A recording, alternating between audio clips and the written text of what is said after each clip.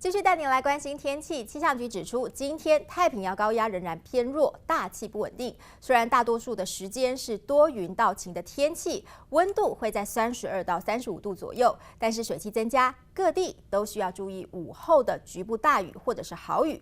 而南部地区随着雨势的消长，降雨可能持续到晚上。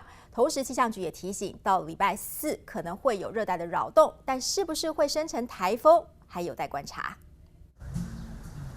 艳阳高照，一大早就热得很有感，不少人撑起阳伞，戴上墨镜。全台高温炎热，加上局部大雨不断。气象局表示，28号太平洋高压偏弱，各地午后仍要当心雷阵雨和豪雨发生。今天主要的天气是因为太平洋高压是比较弱一些，那高空冷气低压逐渐的通过了。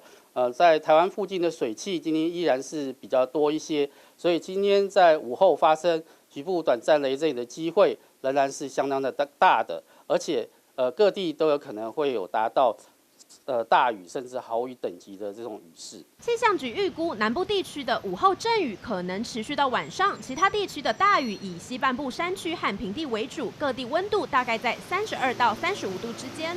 周一开始，太平洋高压会转强，转偏东南风，在恒春半岛和台东地区会有不定时的短暂阵雨。下周是否有台风生成，也是大家最关心的议题。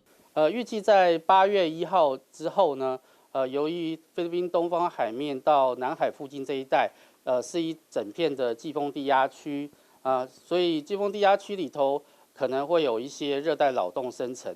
不过，这热带扰动是否会形成热带性低气压或者是台风呢？这些可能要近一点的时候才能够观察得到。气象局表示，周4之后，台湾周围有热带扰动生成，但产生的位置和时间都还有许多不确定性，目前仍待观察。未来1周仍是高温、午后降雨的天气，提醒民众外出携带雨具，预做准备。记者李明阳科3台北采访报道。